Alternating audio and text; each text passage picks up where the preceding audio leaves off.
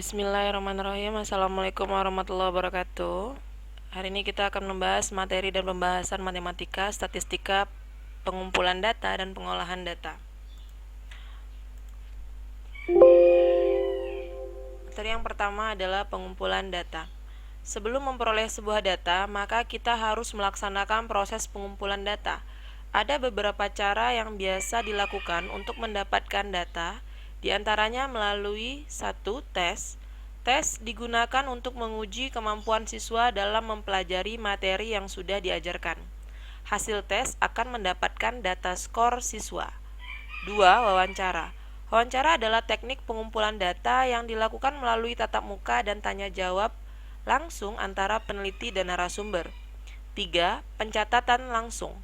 Pencatatan langsung biasanya dilakukan berdasarkan pengukuran atau pengamatan. Hasil pengukuran dan pengamatan dicatat. Data tersebut diperoleh dari pencatatan langsung. Beberapa data dapat diperoleh dengan pencatatan langsung seperti tinggi badan dan berat badan. 4. Lembar isian.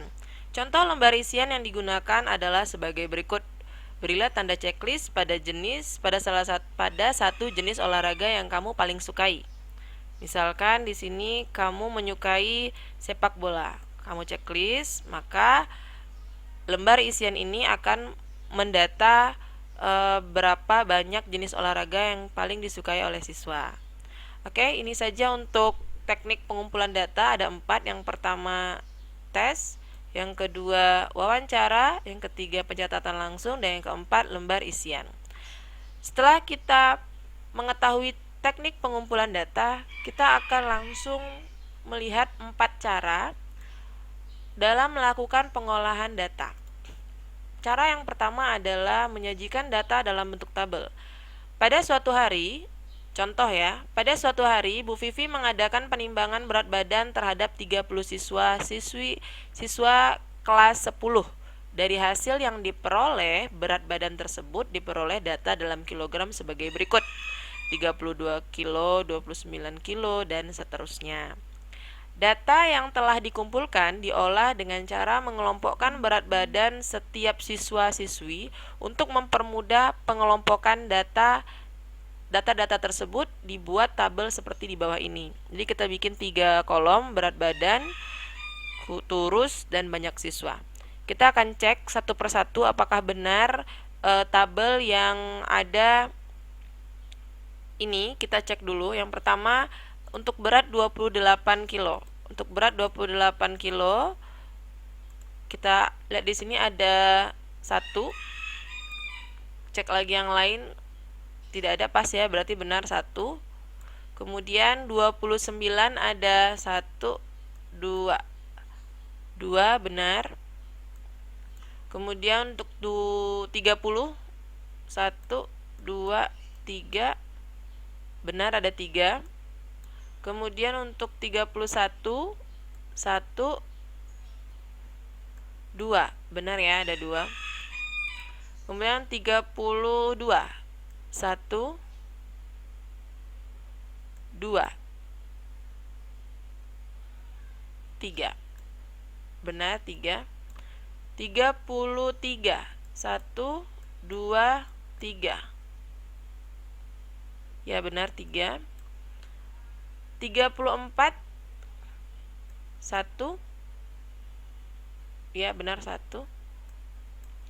35, 1, 2.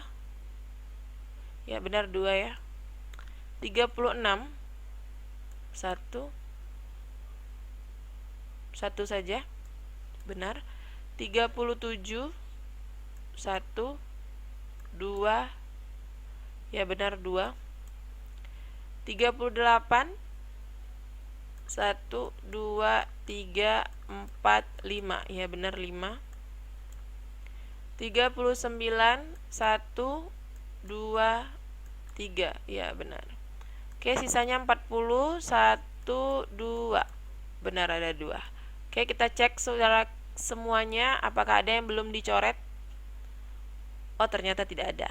Kita totalkan di sini 1 tambah 2 tambah 2 tambah 3, terus tambahkan sampai ke bawah, dapatlah totalnya 30. Jadi jumlahnya ada 30, berarti sama dengan jumlah siswa. Ini berarti tabel ini benar. Oke, lanjut yang kedua. Diagram batang. Untuk diagram batang, contoh data nilai matematika siswa SD Tunas Mekar. Bukan Tunas Harapan ya, ini Ibu salah tulis. Ada 5 siswa yang memperoleh nilai 65, ada 9 siswa yang memperoleh nilai 70, ada 14 siswa yang memperoleh nilai 75, ada 10 siswa yang memperoleh nilai 80, ada 5 siswa yang memperoleh nilai 85, ada 7 siswa yang memperoleh nilai 90. Mari kita ubah data di atas ke dalam bentuk diagram batang. Nah, untuk membuat diagram batang, yang pertama kita bikin dulu garis tegak dan mendatar. Ya, untuk garis yang mendatar ini adalah nilai siswa. Untuk yang tegak ini adalah jumlah siswa atau banyaknya siswa. Kemudian untuk nilai dibuat jaraknya sama. Tidak ada yang berbeda harus ya. Jadi dari 65 ke 75 jaraknya 5.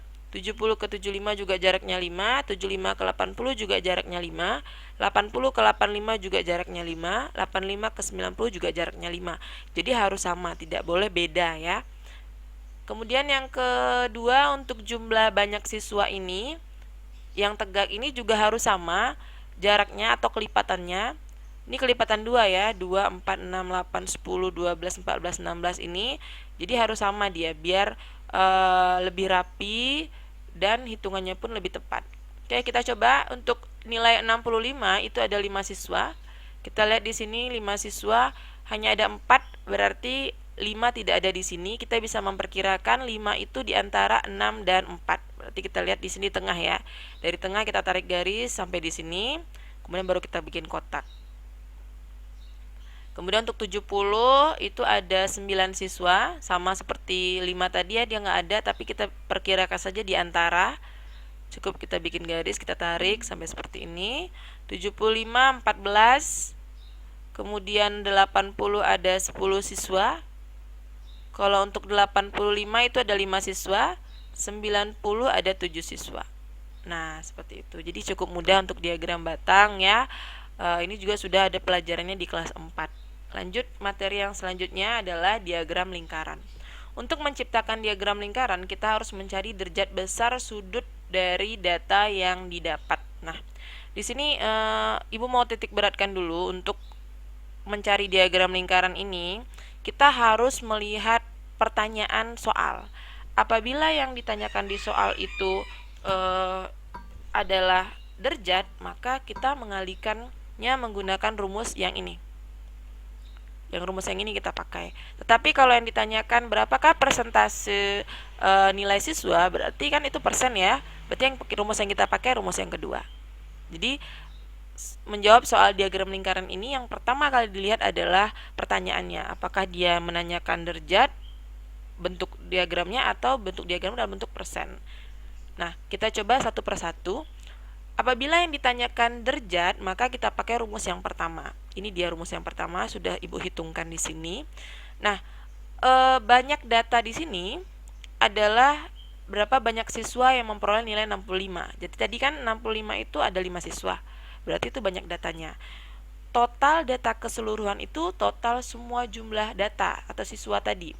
Jadi tadi totalnya ada 50 ya.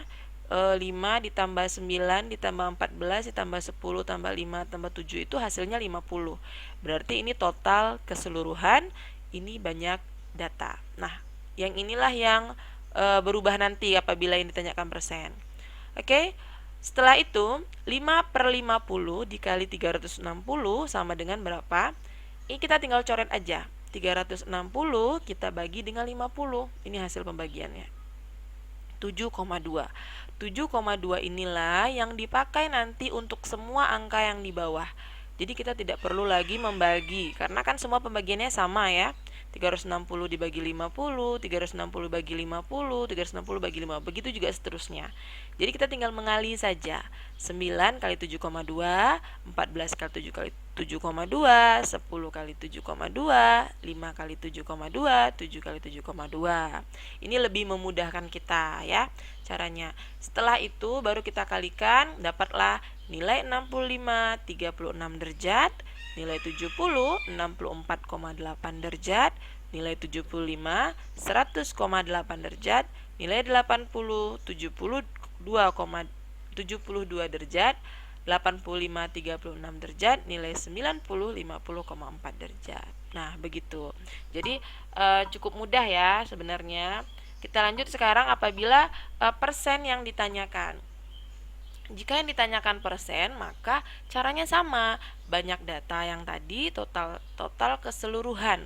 Sama ya, yang membedakan hanya ini tadi. Nah, 100. Tetapi untuk cara seluruhnya sama seperti yang tadi. 100 dibagi 50, kan hasilnya 2. 2 inilah yang mengalihkan angka-angka yang di bawah ini. Oke, kita bahas satu persatu. Nilai 85 itu 5 per 50 kali 100%. 100 bagi 50 kan 2, berarti 5 kali 2 10. 10%, berarti nilai 65 10%. Nilai 70 9 kali 2 18, berarti 18%. Nilai 75 14 kali 2 28%. Nilai 80 10 kali 2 20%. Nilai 85 5 kali 2 10%. Nilai 90 7 kali 2 14%. Jadi totalnya semua ini kalau ditotalkan 100%. Oke, untuk diagramnya, menggambar diagramnya ini ada tips dan triknya. Cara menggambar sudut pada diagram lingkaran dengan memperkirakan gambar dengan sudut-sudut istimewa berikut. Nah, kalau menurut Ibu, cara yang paling gampang untuk menggambar itu kita harus mengingat sudut-sudut istimewa yang ada pada gambar. Contoh, sudut 90 derajat ini sama dengan sudut 25%. Jadi nilai 90 derajat itu sama dengan 25% bentuknya ya. Bentuknya sama. 180 derajat sama dengan 50%. 270 derajat sama dengan 775%. 360 derajat sama dengan 100%. Jadi untuk bentuknya sama, cuman angkanya saja yang berbeda. Apabila kita ingin membuat angka yang mendekati, misalkan ya, Ibu kembalikan ke soal yang pertama tadi. Misalkan ini dulu, yang persen dulu aja. Nilai 65 ini kan 10%. Coba lihat di gambar, di sini 65. Itu kan yang warna ini ya, ini kan 10%. Bagaimana kita bisa tahu kok besar sudutnya seperti ini? Kita coba lihat. Nah, kalau 25% saja seperti siku-siku ini, berarti kalau setengahnya itu kan 12,5. 25 dibagi 2 kan setengahnya ya, 12,5% itu berarti kan setengah ini nih, sebesar ini. Kalau 10% kita kurangin aja sedikit. Nah, begini, berarti kurang lebih itu sudutnya seperti ini. Coba kita lihat, oh ternyata hampir sama kan, ini sudutnya 10% gitu, 10%. Nah, begitu. Begitu juga misalnya 28%. Nah, 28% di sini 28% tuh warna hijau ini nih. Ini 28%. Ya. Ini 28% kan? Kita coba tengok bagaimana kita membuat perkiraannya. Ini 25, berarti kita hitung aja 26, 27, 28. Nah, berarti kurang lebih itu bentuknya dari sini ke sini 28. Kita kembali ke gambar tadi. Nah, kurang lebih seperti ini kan. Jadi walaupun mungkin tidak pas, tetapi perkiraannya hampir-hampir sama. Begitu juga kalau derajat ya. Kalau derajat begitu juga sama. Untuk sudut yang mana ya, misalnya Ibu contohkan yang 100,8 itu nilai 75 tadi ya. Yang 64 aja, 64,8 derajat. Oke, coba kita lihat 64,8. Kita lihat yang di atas ini kan 90. Berarti kalau setengahnya adalah 45. Berarti kita harus lebih besarkan lagi. Ini sekitar begini. Kira-kira aja ya. Nah, begini. Jadi kurang lebih dia lebih besar dari yang 10 tadi kan, jauh ya. Nih. Jadi ini adalah sudut 60 sudut 64,8. Berarti yang itu tadi diagramnya nilai 70 nih, nilai 70 warna merah. Ini nilai 70 tadi. Ya kan? Jadi untuk diagram derajat maupun diagram yang persen itu bentuknya sama, tidak beda. Seperti yang Ibu katakan tadi, bentuk diagram tidak akan beda, sama, tetapi yang membedakan hanya angkanya saja gitu. Ya, jadi diperkirakan saja kalau memang ingin menggambar, jangan terlalu jauh dari perkiraan ataupun sudut-sudut yang sudah ditentukan ini. Kalau misalnya memang ada sampai 275, itu tinggal tambahkan aja sedikit. Segini misalnya gitu ya. Oke, itu aja. Lanjut kita materi selanjutnya, diagram garis. Untuk diagram garis ini hampir sama dengan diagram batang. Cuma perbedaannya kalau tadi kan bentuknya batang, kalau ini garis aja. Oke, sekarang 65 itu tadi ada 5 siswa ya. Kita tinggal bikin titiknya di sini. Perkirakan aja antara 6 dan 5. Kemudian untuk nilai 70 itu 9. Untuk nilai 75 itu ada 14. 80 10. Untuk nilai 85 itu ada 5. 90 itu nilainya ada 7. Nah, jadi titik-titik itulah yang disambung menjadi satu sehingga berbentuklah diagram garis seperti ini. Oke, ini saja penjelasan untuk matematika satunya. Nanti masih ada matematika yang kedua, kita menentukan mean, modus, dan median ya. Oke, itu aja. Terima kasih. Assalamualaikum warahmatullahi wabarakatuh.